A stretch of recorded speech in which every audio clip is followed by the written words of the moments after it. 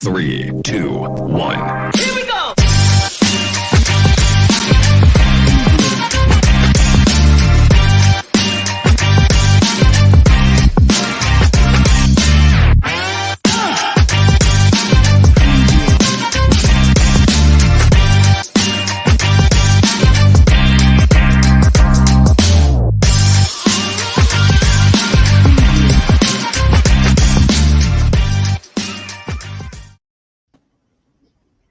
Well, hello. We are back from Florida, back from Orlando.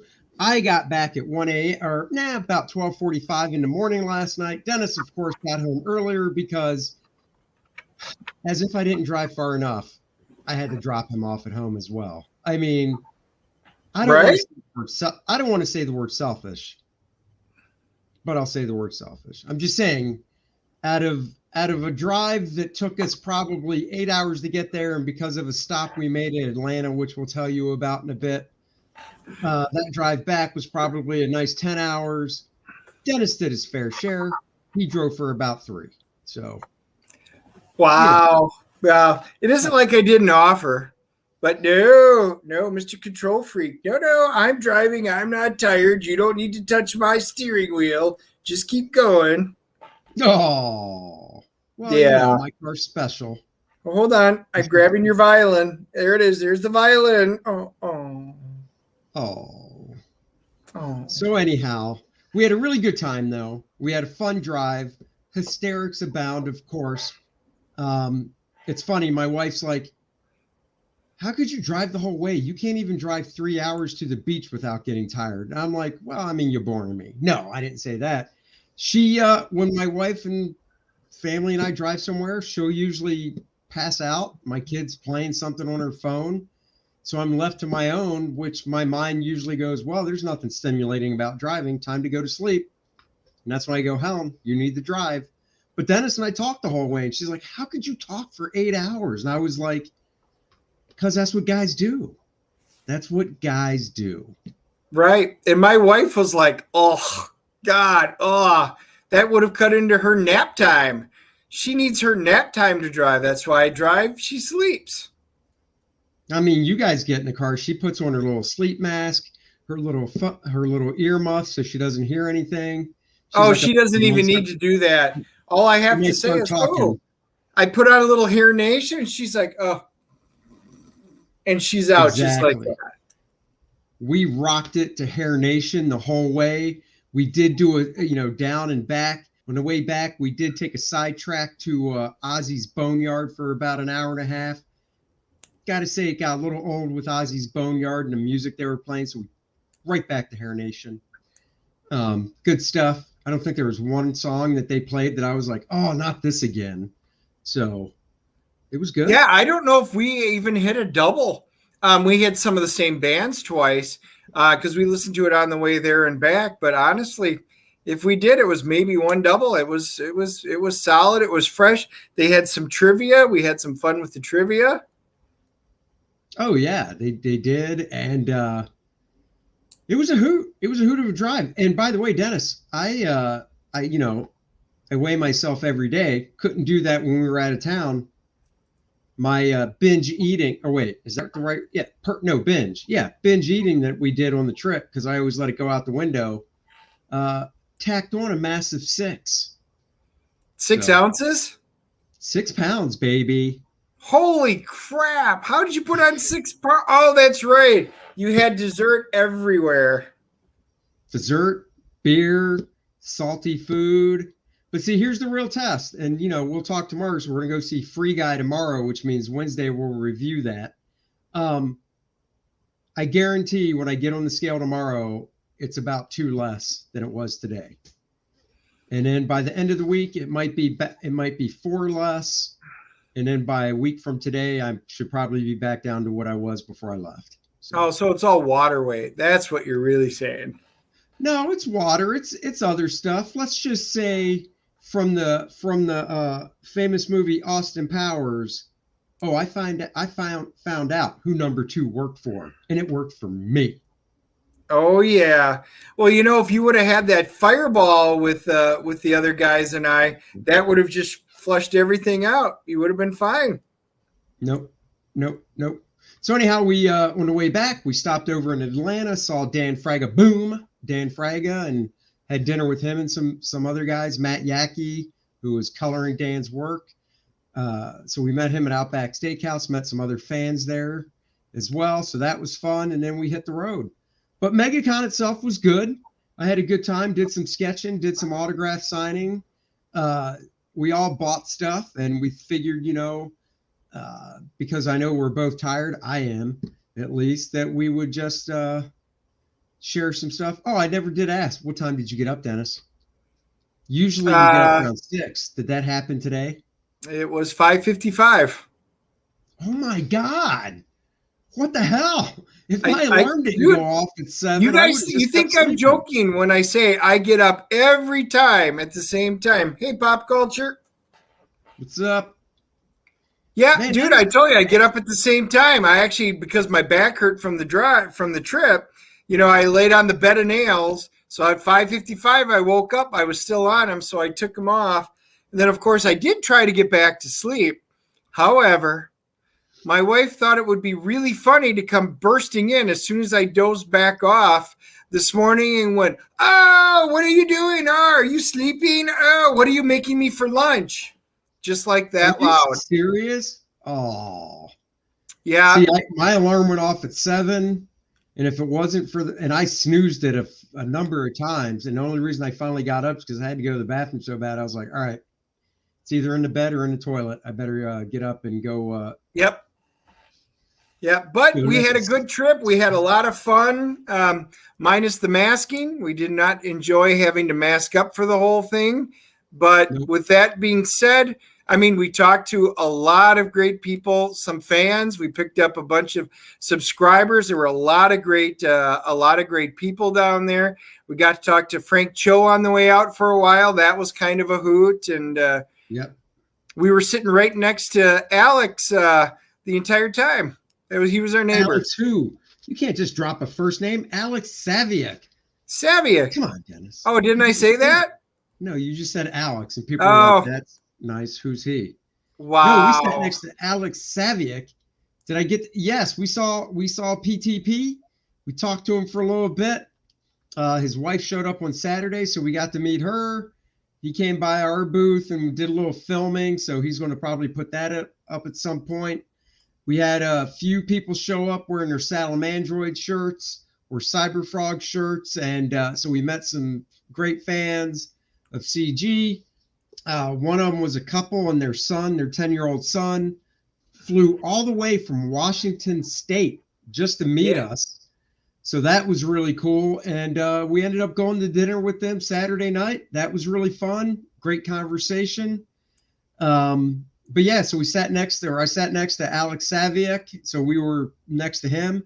And I went out and bought an issue of Green Lantern 100 and had Mr. Alex sign it for me. This was his first issue, or no, not his first. I think he might have done an issue or two before this of Green Lantern. Or was this his first one? I can't remember. I'll have to look it up. But anyhow, so I bought Green Lantern 100, being a big Green Lantern fan, had Mr. Alex sign it for me. So I got my autographed Green Lantern. Oh, and I don't have it. Oh, I haven't unpacked it yet. Maybe on Wednesday's stream I'll show it. So, Alex drew the Spider-Man daily strip for like 20 some years, and he had a bunch with him, and they're all dated, month and day they came out. So I said, you have an 11/5. So he's flipping through and he goes, I got an 11/5 right here. Why? And I said, oh my God, that's my birthday. So I picked up the Amazing Spider-Man daily strip dated 11/5/2014. Has a nice 2 panels, nice shot of Spider-Man in the first panel, swinging into the scene. So he sold it to me for a professional discount, if you will, which he didn't have to do. And it's now my original art collection, and it is awesome. So I will always treasure that.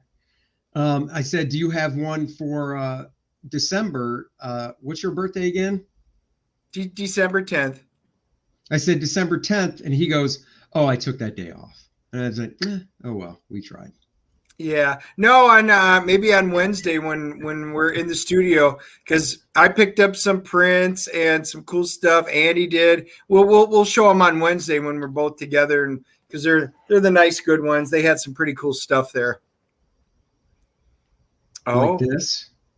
Oh, Marvel Masterworks pinup book. Retail price $34.99. Con price, because everybody sells things at cons for a deal, $25, yo. It reprints a ton of the old Marvel pinups. that is a nice book. Yeah, 60s and 70s. It's a nice look at this last 2-page spread by Big John Buscema. Gorgeous. It how many pages is this bad boy? Of course. Why page number? Why would they do page numbers? That makes no sense. So I can't tell you how many pages it is because there's no page numbers. But it has a ton of great pinups in it. I was seeing it through. There's no table of contents. No need for that. Just gets into the pinups. So gorgeous book. You can kind of see how thick it is. I'm guessing it's around 150 pages or so. Great book. 35 retailer. Got it for 25 at the show. You saw the Green Lantern. I'm not going to show everything, just a few key things. Teen Titans 25. You're like, what's so special about Teen Titans 25? It's a birthday book. What's a birthday book? This book was on the stands in November 1969, the month this dude was born. I collect those. Had to get that. Same with Action Comics 384. Yep, 384. Birthday book. On the stands in November 1969. This one is not a birthday book, but it's the first appearance of Aqua Girl. So picked up Aquaman 33 with the first appearance of Aqua Girl. Love that. Love it. That's not special. That's not special. Oh, this isn't a birthday book or anything, but this dude had this one dealer I see it shows all the time. I'd give him a shout out, but I can't remember the name of his booth. But all he has are trade paperbacks. And it's $6 a piece or 4 for $20. So Dennis and I found 2 a piece, got them for $5 each. A little Extend. Shane Davis, creator-owned book he did for Image a few years back. $5. Oh, hell yeah. Green Lantern number 70, $5. Filling out my little Green Lantern Silver Age run.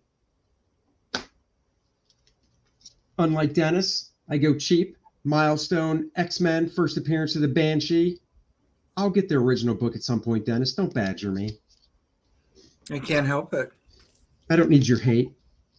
And then I picked up a book that I used to own and sold for like $2 because it was only worth that then. Of course, it shot up in value. Punisher #1 limited series, first solo issue of the Punisher ever. So now I can add that back to my collection.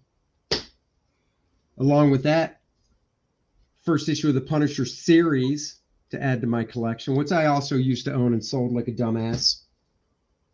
I know Dennis really wants this, but he can't have it. Night Nurse, #1. He did get Night Nurse. I was impressed. I was like, good job, Andy. That's a good book. It is. It's worth something. I don't know why. I mean, I'm assuming before the TV show, because Rosario Dawson was technically the Night Nurse in Daredevil and all those shows because she crossed. Right. I don't think she was actually named that, but yeah, that really was the character. Right. But I'm guessing like 10 years ago that book was worth nothing. Yeah. Yeah. It started taking off. Another birthday book, Captain America 122. Gene Colan, Joe Sennett on art. Beautiful. Beautiful. Nothing else. And that's it. Besides some miscellaneous stuff, which nothing, not really worth much and stuff. So I just want to show the key books. Yep. So Pop. And any dealers break out the free Comic Day books. Some are going for 10. Wow. Really? Are you talking about the ones that came out this Saturday? Because I actually went to a store today in town because I had them pull a book for me last week from New Comics last week. And they still had a bunch of the free comic book day stuff. So I don't know which. So Pop, tell us which ones you're talking about. Because I was able to pick up the 2 DC books and the Marvel books. These are the 2 that I got. And no, not everybody had them there. I did Gloomhaven, and I think, Pop, you're going to enjoy my story here. I got Gloomhaven, and I was because this was a Source Point Press. And then I got White Ash, which was Scout Comics. And because I went over and had long conversations with both of those booths. So those are the only 2 free comic book day ones, because I haven't made it to my shop because they're closed on Mondays. So I'm going to be stopping in tomorrow. So I'll be kind of curious which ones went. So those are the only 2 free comic book day ones I got. But I stopped at Scout Comics, and that was really cool because you guys are awesome. You guys were awesome, and you sent that Cherry Blackbird comic and loved it. So I talked to him about that. And then they had the creator of one of their newer books called Stake was there. So I wound up picking up. We talked about it, and we went through kind of the history of it. So that's the first issue. Looks like a reprint, but that's okay. There's issue number 2, and then I got issue number 3. It's an interesting story. I'm going to be curious. I'm probably going to do a quick flip on them, and I'm going to probably do a full review. That's what I told them that I wanted to do was, I'm going to do the whole review. David A. Byrne wrote it, and Francesca Fantini is doing it now. So yeah, they did not have those at the shop I went to today. So I don't know. Okay, I'll check tomorrow, but probably not. I'm probably going to say we did not get lucky on those. Well, grab one of each if they did for me. I will. Thank you for letting us know.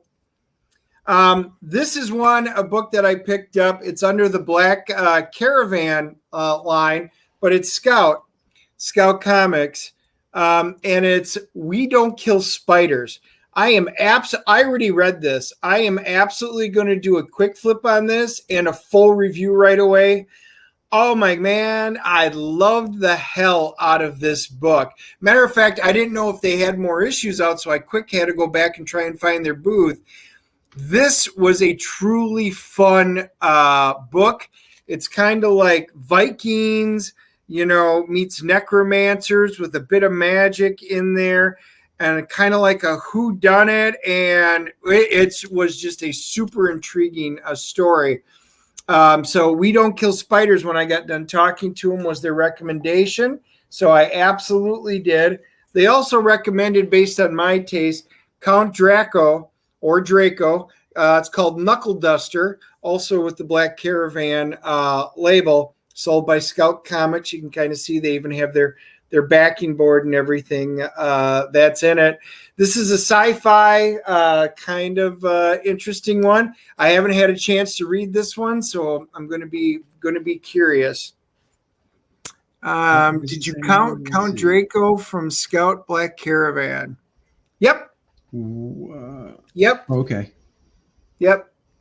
I can't wait. I have not read it yet. I'm going to be reading this. The art, I did flip through it. It looked really cool. And then another one that they had recommended is, because the horror stuff and things like that, we got talking a little bit about it, and it eats what it feeds. So this is another one that I picked up that we kind of talked about. They had the 3 issues. This collects the first 3.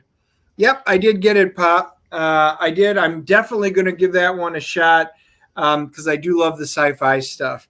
So those guys were great. They're actually adding me to the reviewer list, and they're going to hook me up with PDFs and stuff of new titles that come out, so that I can at least talk to you guys about it. I do like to do my flips with books in hand.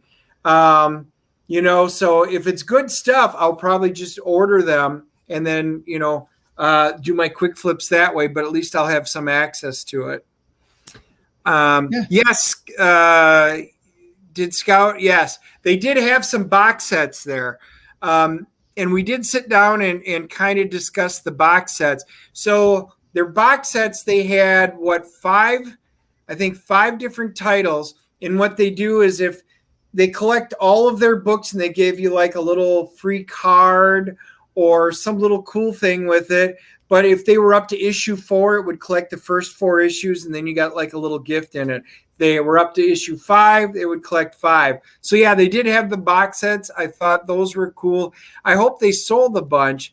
I didn't want to jump into all the box sets because number one, I had limited funds. Number two, I just kind of wanted some of the regular covers because I didn't even delve into any. They had a lot of cool variants, but I don't want to spend $20 on a book that I don't know if I'm going to like or not. So I just wanted some of the regular covers to read so that I can recommend them to you guys if it's going to be any good or not, because hopefully you guys will, appreciate that. So Scott was great. They were all wonderful there to talk to. We talked about some of the stuff they've got upcoming. I love these independent publishers. And, I think they're getting some good talent on them. And then we went over to Source Point Press. And you guys, if you watch some of our earlier ones, we had Rich Davis on. So I got my picture with Rich. Him and I chatted because we had never met in person. We had only done the show and stuff like that. He was doing the Cult of Dracula, and his final issue of that one comes out. It is getting optioned, so I was very excited to hear that for him because it was a pretty interesting series. So I can't wait to finish off the review on the series. But they did have another guy, Milton Lawson, who's putting out his first book. Try Rapid by Scout, a zombie comic. Very decent so far. Rapid. That's cool. Will do. You already know which books I like, so I will give that one a shot. So this was a cool book. It's Thompson Heller, Detective Interstellar. Milton Lawson put it out. He was there. This is a Source Point Press book. So this was his first one. It's kind of like Blade Runner. It takes place in the future. It's got some really interesting. He was really cool to talk to. I had never met him before. I like where he's going with it. He's got some pretty good art in here. I really kind of like it. So anyway, I will be doing a flip on this one.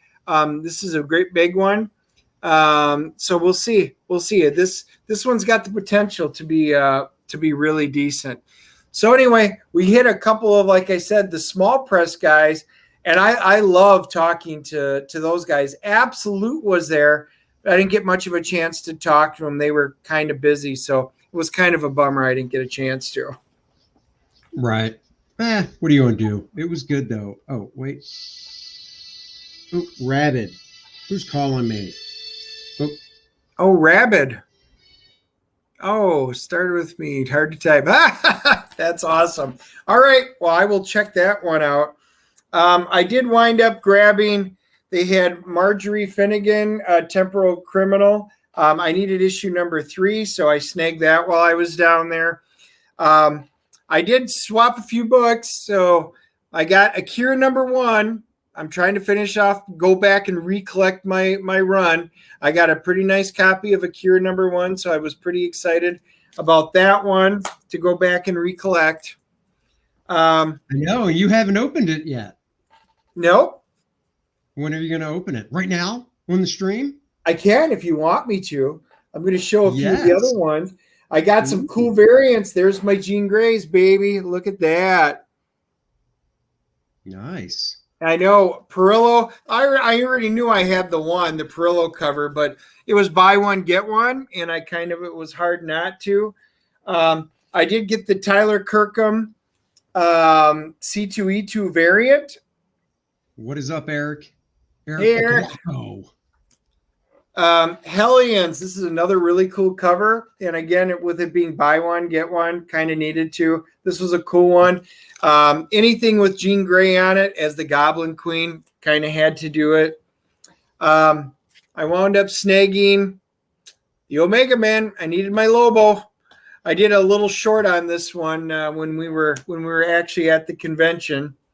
Batman 89. I mean, that is I love that cover. No, I got the cool cover. Dennis got that one. Oh man, why would you say that?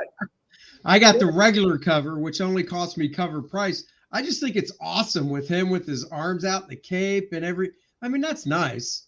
But man, I don't know. I love this one. I mean, very Michelle Pfeiffer-esque.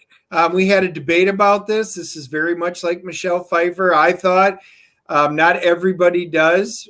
Tracy and I did, so we were kind of on the winning side on that one.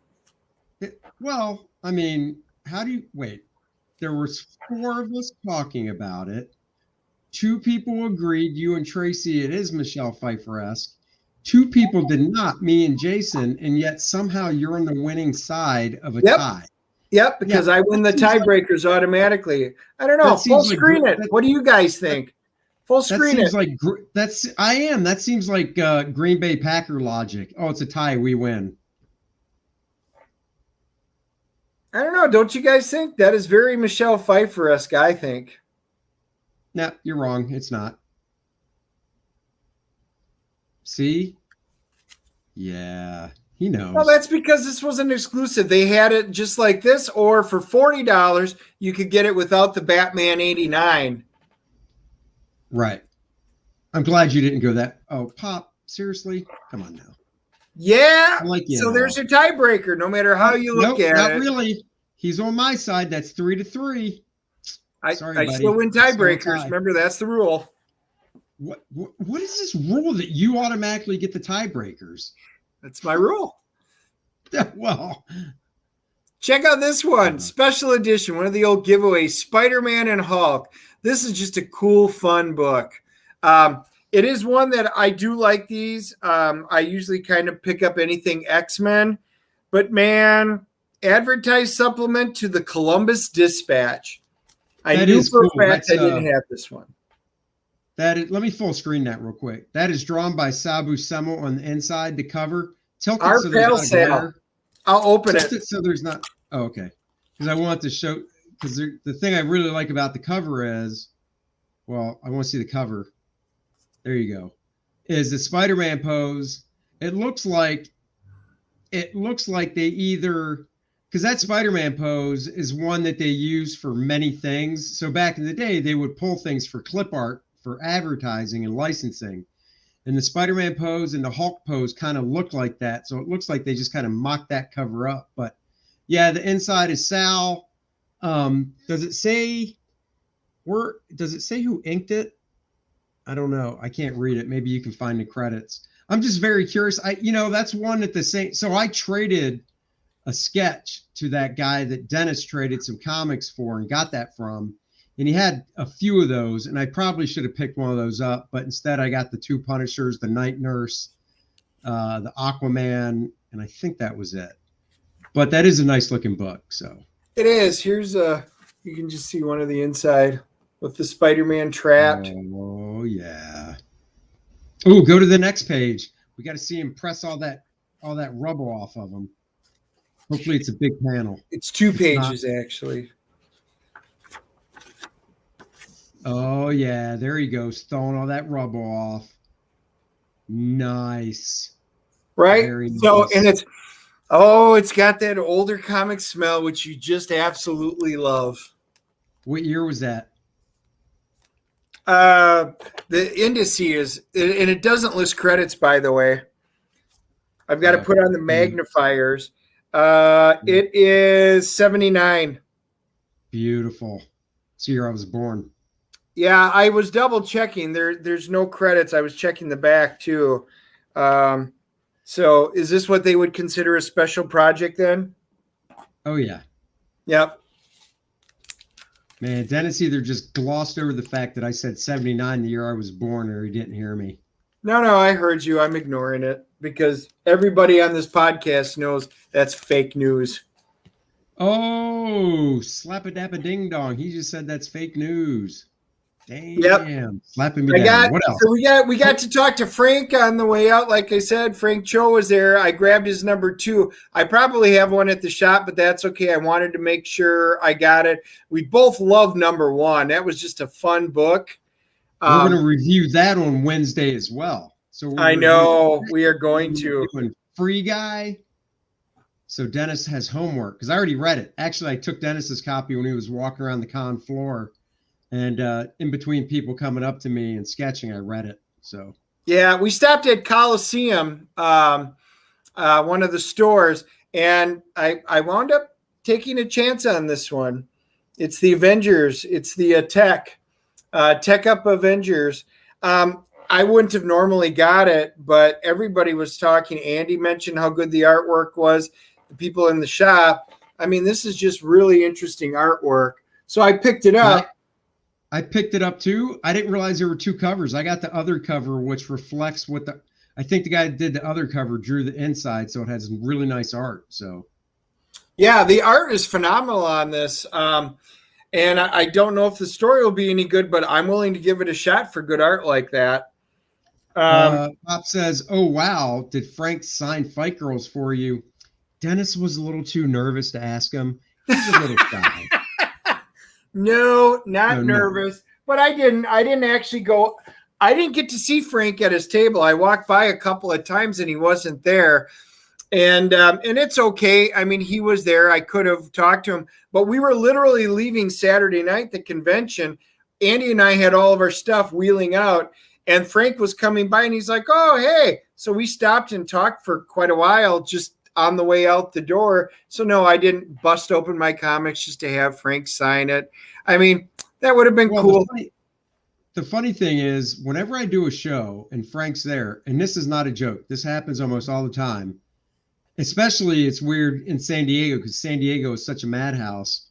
I don't run into Frank at his table. I run into him either walking through the hall of a hotel or walking through the back hall of a convention center or walking the street is when I run into Frank. I rarely run into him at his table, but it happens at almost every freaking show. So yeah, and Frank was like, "Where were you guys set up?" So we were describing it like, yeah, they never saw each other until we were literally leaving. Tech is also first appearance, isn't it? First appearance of what? I haven't read it yet. I just got it today, so I don't know what you're talking about. First appearance. I mean, it's the first issue. So Pop. Well, chances are there's probably a first appearance in it. I do not know. I was actually, it was not even really on my radar because of the type of first Iron Avengers. Yeah, I mean, it's true. I guess. I mean, wouldn't you say the first Iron Avengers were in that Avengers mech or not? Because mech is big robots, not all the Avengers. And yeah, those would be the first mech Avengers. Yeah, this could be. I bet this will be considered. Once I read it, I'll probably get a better understanding of it to see what it's going to be considered. But yeah, I could see that being the case. But I honestly don't know definitively, so I will not. Don't take my word on it. But I'll take on your word that I need to look that up. Well, it is their first appearance. I mean, they've never been all in those suits and stuff before, so. This is the Unbelievable Unteens. Dark Horse put it out. This looked pretty interesting. I didn't get it from, I know my shop, it wasn't on my pull list. So I did grab that one. I can't wait to actually take a look through that. It looks kind of good. And then I wound up grabbing Clans of Bellari number 2 because I know I didn't have that one. So for my back stuff, I was missing a few issues of the all-new Exiles. X-Men, it's like an X-Men type shoot-off thing. And they had a really interesting dealer there that had some big lots of cool stuff. And he had like complete runs of anything, like they had the entire Excalibur run, the entire run of X Factor from 1 through 149, all in a big cube. So you could just pick it up and buy the entire collection. Well, they had this for $20. So I didn't need them all, but honestly, trying to find the individuals on this is so hard.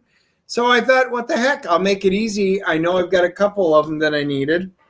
And my favorite find, I think, out of all of it was, you all know that E-Man was like my first superhero comic I had picked up, and then my golden retriever ate it.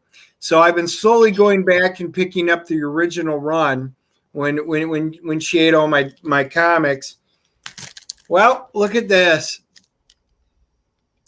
I love that first cover. Comics, E-Man 1 through 25.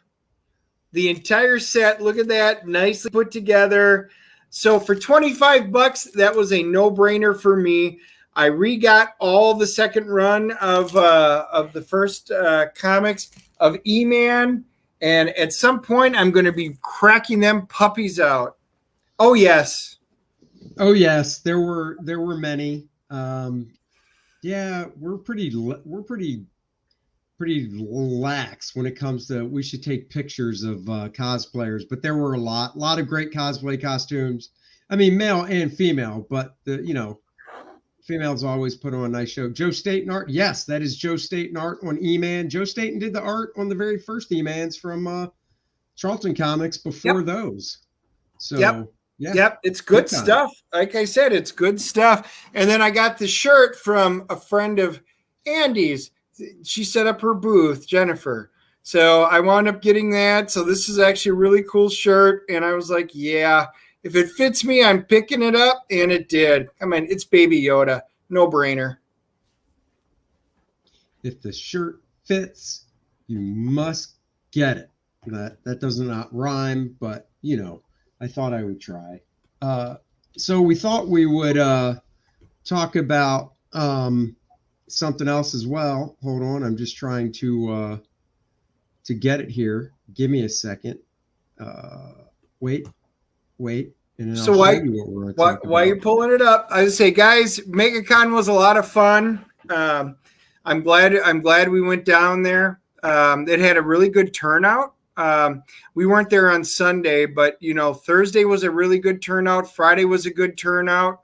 And Saturday was solid. There were a lot of people there. The cosplayers were really heavy on Saturday, but the artist fans and stuff, they were Thursday and Friday. There were quite a few of them. So yeah, it was nice. It was good times. Like Dennis said, the show, oh my God, the show ran from 2 to 9 on Thursday. We did not stay till 9. We stayed till we actually, you know what? Now that I think of it, we didn't leave because by the time we went to Pizzeria Uno for dinner, because there's not one up here. And I think we got to Pizzeria Uno like around 8:20. So I mean, we were there a long time. We stayed to the show till 8. And then Friday we got there at 8:30. It opened at 9:30. It ended at 7. We were there the whole time. Saturday, got there at 8:30, ended at 7. I think we left at like 6:15, so we were almost there the whole day Saturday. So yeah, it was long, but it was fun. And on Wednesday night when we got in, it was about 8:30, so we ate dinner and then we headed back to the room and we watched a little What If. Not going to play the whole trailer, but we watched the first peace. episode. I love peace. I'd be out of a job with peace.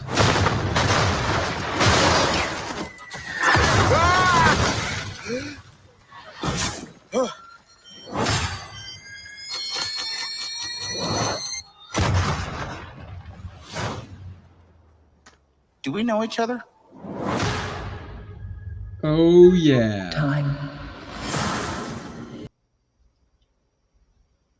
So that is what we watched. Didn't want to play the whole thing because we'd like to keep our channel without controversy. So yeah, we watched the first episode. I thought, so from the art standpoint, I really dug the animation. Well, the title is "What If Captain Carter Were the First Avenger?" So right. It's based off the Steve Rogers one. If you guys haven't seen it yet, yeah, it's based off the first Avenger, Captain America: The First Avenger. Yeah. I thought the animation was fantastic. It has a real Fleischer Studios feel. For those that don't know what that is, Fleischer Studios did the original Superman cartoon from back in the 40s, and it has that kind of feel to it with the movement of the figure work and the animation and coloring and stuff.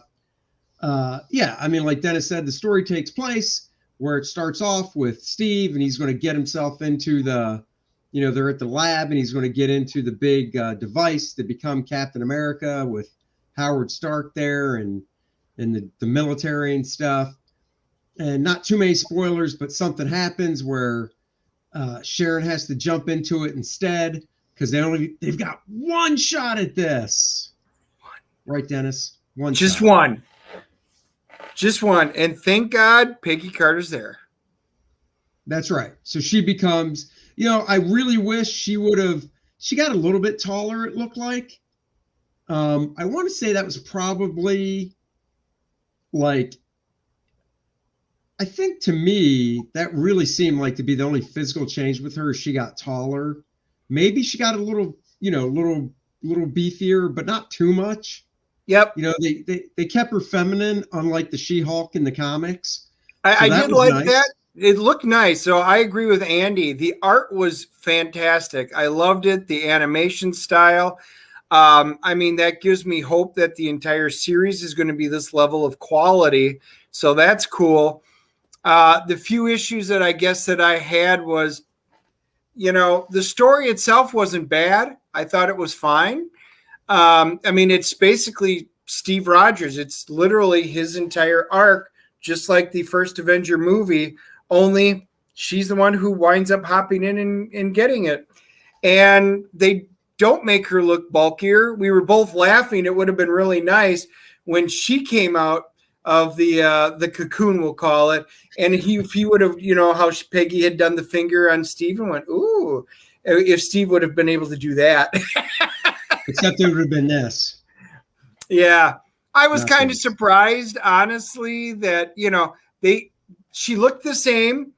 They gave her the Captain America shield, but it wasn't Captain America. It was a British version of it. And then they just called her Captain Carter. And I was like, she was able to do stuff that I don't remember Steve ever doing, like flipping a tank, Yeah, definitely. They enhanced her strength. Didn't bother me, but I will touch on what Dennis said about, calling her Captain Carter. I do think that was a mistake because they never called him Captain Steve. He put a mask on Captain America. They should have put a mask on her. It could have been the type that was half, like Captain America's original mask didn't cover his neck. Right. So it could have been that type with her hair coming out. And, it could have, instead of, Captain America has an A, she's Captain, and they could have called her Captain Britain. I mean, she had the British flag. They didn't have to do a B. That probably would have looked stupid on it. But they could have just gave her a blue mask, and they could have called her Captain Britain. I didn't like the Captain Carter because it just seemed too like, well, it's, with it being a woman and stuff, let's not just, break it down to the, calling her basically the country, or whatever, like with Steve. I don't know. It just seemed like if you're really going to do a what if, they really try to do mirror images of things from the real story. And the real story is Captain America, not Captain Steve. So I thought it would have been Captain Britain, not Captain Carter. It's nitpicky, I know, but I would have liked that. Yeah, her flipping a tank. I'm not really sure why they had to increase her strength that much because she could have still done cool stuff. She was ripping the hatch off a tank. She threw the motorcycle, I think, at some dude. Didn't she or no? Yeah. And she did a lot of she was doing very, Captain America type stuff. I don't see why they had to enhance her strength more to be like, I am woman, hear me roar. Let's give her more strength than Steve got. I'm having trouble. They wound up, they brought in Bucky and they kind of did that. It was cool. You got to see the Howling Commandos. Dominic Cooper as, Howard Stark. He was kind of fun having him in there. They did get Sebastian Stan as Bucky.